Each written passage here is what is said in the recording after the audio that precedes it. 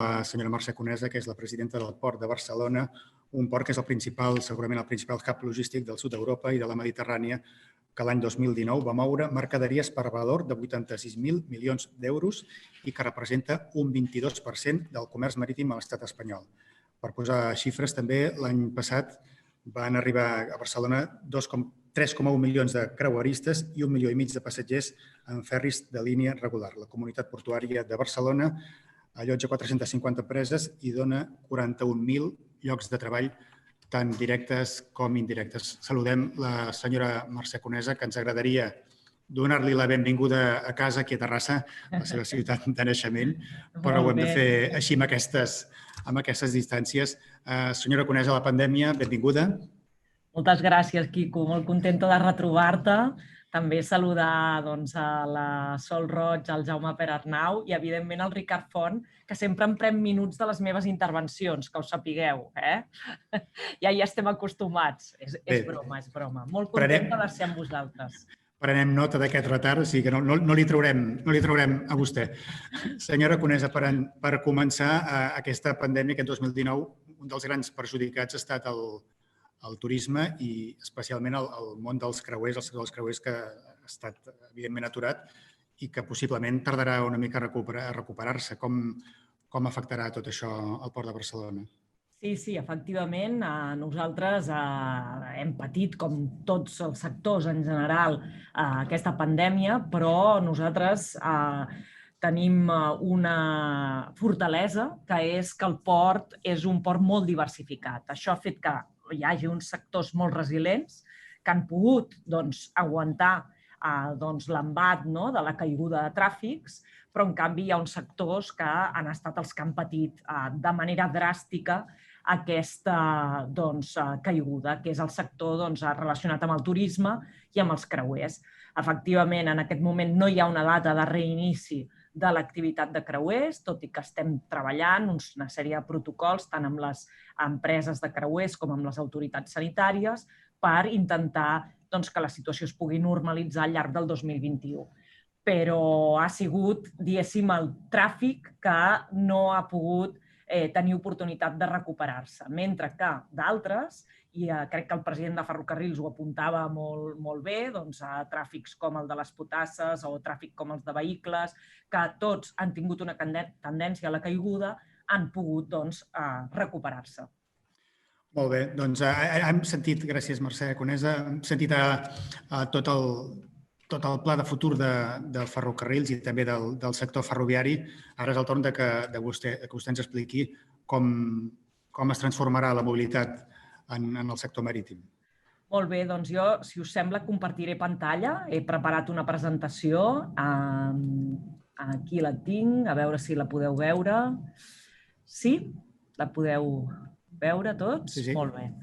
Doncs bé, us explicaré bàsicament quina és la transició que està fent el Port de Barcelona. El Port de Barcelona treballa amb plans estratègics quinquennals. En aquest moment estem a punt d'aprovar el Pla 21-26 i aquest Pla 21-26 basa l'estratègia del port no només, evidentment, en la competitivitat, en donar servei a les empreses, amb l'objecte més clar que fixa la llei de ports, que és la càrrega i descàrrega de mercaderies, sinó que afronta de manera clara el que seria la transició energètica que esmentava la Sol Roig a l'inici de la llei. Si ens fixem, miraré de passar, a veure si em passa. Si ens fixem, el transport marítim potser ha estat el que ha reaccionat més tard a tots els reptes en relació al canvi climàtic, a la reducció d'emissions. Això es deu a que hi ha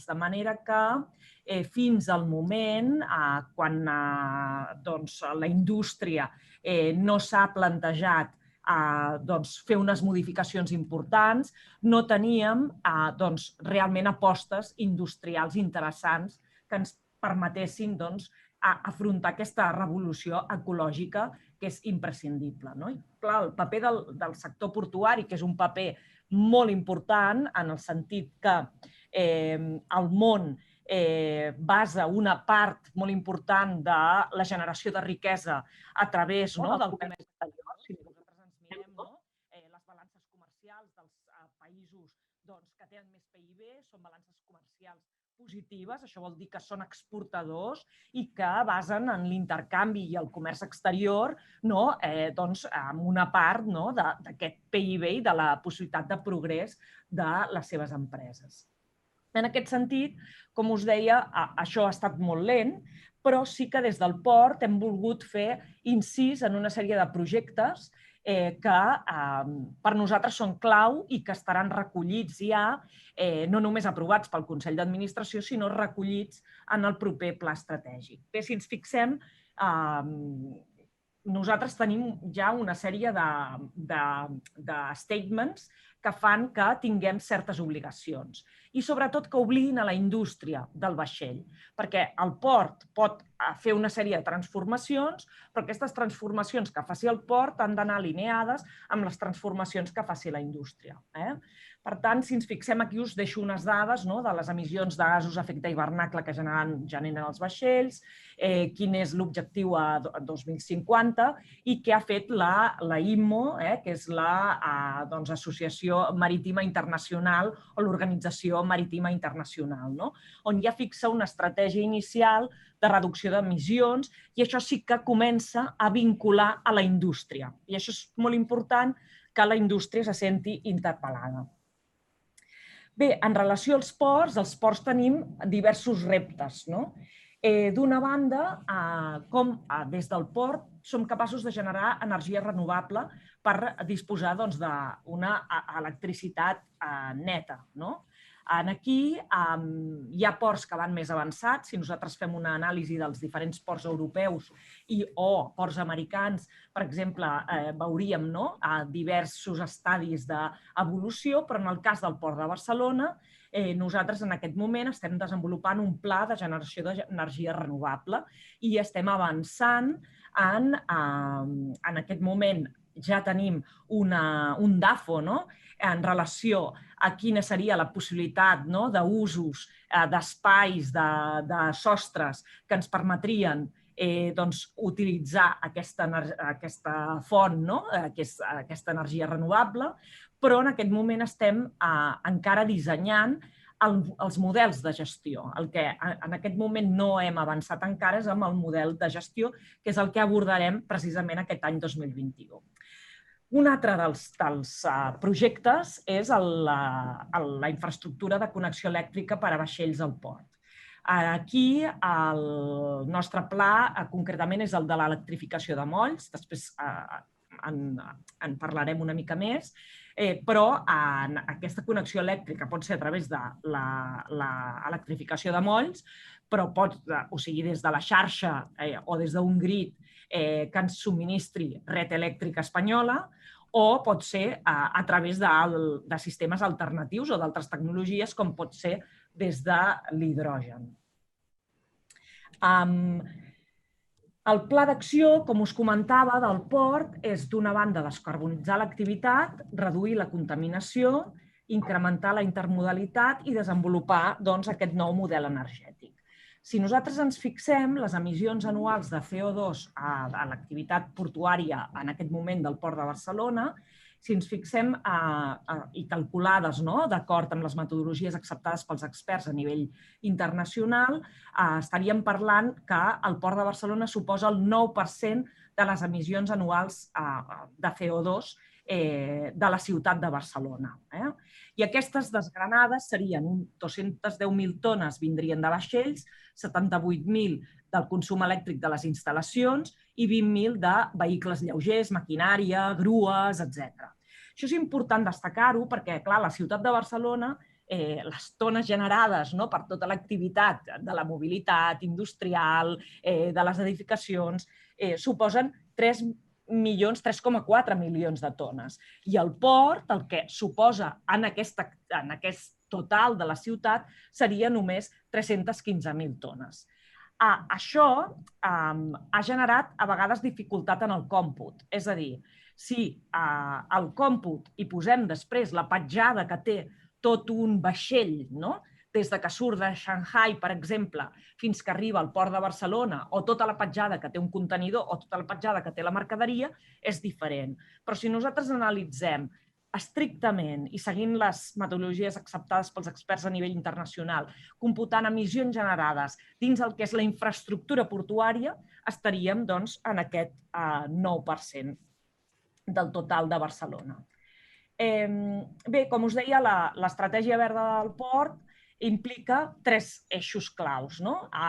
Fixar-nos els ODS com aquest paraigua que ens permet després fixar els plans d'acció, el Green Deal europeu i una sèrie d'aliances perquè sols no ho sabem fer i no ho podem fer.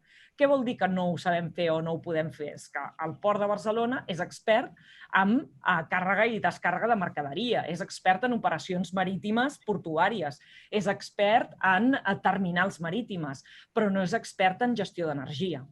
I, per tant, aquí, en un futur immediat, s'han de començar a generar una sèrie d'aliances amb empreses energètiques per poder gestionar de la millor manera aquest procés de transició i transformació. Bé, com pot ser aquesta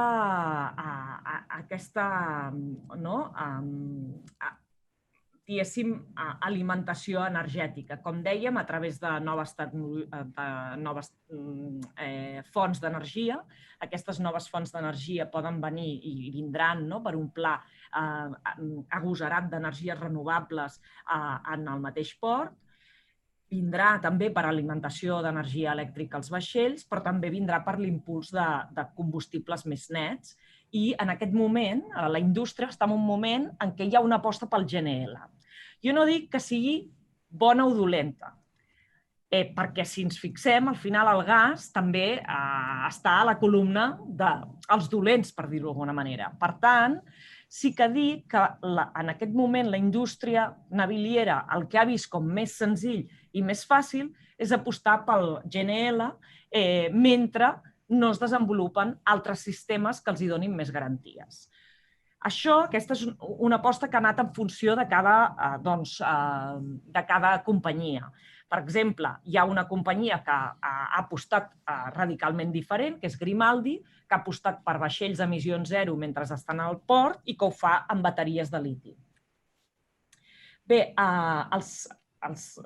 les mesures d'estalvi i eficiència, aquestes les coneixeu tots a nivell d'una banda, intentar optimitzar el que és la captació energètica en el lloc, per tant, localitzar aquesta captació energètica.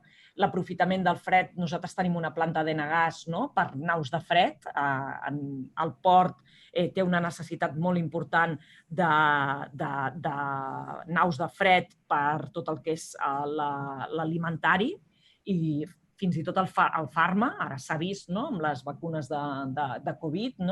Nosaltres estem incrementant els contenidors refrigerats de manera importantíssima i, per tant, aquesta és també una aposta important, com generem aquest fred que ens és necessari per la nostra activitat i l'activitat de les nostres empreses. De la mateixa manera, com generem comunitats energètiques perquè hi hagi consum compartit amb àrees portuàries, integrant generació i consum. Aquesta és una idea que ja queda plasmada, però que hem de desenvolupar conjuntament amb operadors privats. Altres mesures, no? Aquesta petició de connexió en alta per electrificar molls i la xarxa interna de ferrocarril, com us deia, l'estudi generador d'energia fotovoltaica a la zona portuària en cobertes d'edificis, que ja tenim la primera diagnosi, i diferents opcions per ja començar a parlar de l'hidrogen com a combustible per al transport i per emmagatzemar energia. Bé, aquí nosaltres ens preocupa, i a mi especialment perquè m'he dedicat a això al llarg de la meva carrera professional, el model de governança. Com nosaltres disposem d'un model de governança adequat precisament als nous reptes que tenim. I nosaltres aquí el que veiem és que aquest model de governança ha de venir per un port intel·ligent, per un sistema intel·ligent en el que nosaltres puguem obtenir a través de tots els sensors, de totes les monitoritzacions, de totes les dades, aquesta optimització del consum energètic. Com volem arribar, a on volem arribar? Doncs, en definitiva, a tenir diverses solucions amb un mix energètic, diverses solucions energètiques, on després, des d'una governança intel·ligent, puguem optimitzar aquest consum. I, com us deia, sense fer-ho sols, sinó fer-ho amb empreses energètiques, amb empreses tecnològiques, que ens poden ajudar a complementar aquest bon servei que, en definitiva, volem prestar. Us explico un exemple d'aliança. En aquest cas ha estat l'aliança que hem fet a nivell del 5G. Hem aplicat càmeres d'intel·ligència artificial amb una Dàrsena, amb 5G. Hem fet aquesta aliança amb diverses empreses, hem desenvolupat un pilot i aquest pilot ara estem monitoritzant els resultats. Aquest pilot suposa que a través de tota la informació que ens donen les càmeres 5G i tota la informació complementària que tenim des de sensors, de climatologia, de temps, estem optimitzant les operacions a la Dàrsena, les operacions marítimes. Si el vaixell pot fer l'operació amb menys temps, és menys cost energètic, menys despesa energètica i menys emissions de CO2. I, per tant, ara estem monitoritzant aquesta primera pilot per després veure quin és l'impacte i com això ho podem escalar i replicar a les altres dàrsenes del port. I acabo. En definitiva, el nostre objectiu 2030 és el que teniu aquí en pantalla, reduir el 51% de NOx i el 25% de PM10. Em sembla que ha perdut la connexió amb la senyora Conés, almenys la sentíem entretallada. Perdoneu, no sé si la podem recuperar. Em sentiu? Sí, se'ns ha quedat congelada, oi? Sí? Sí, ens hem quedat congelats. A veure. Hola?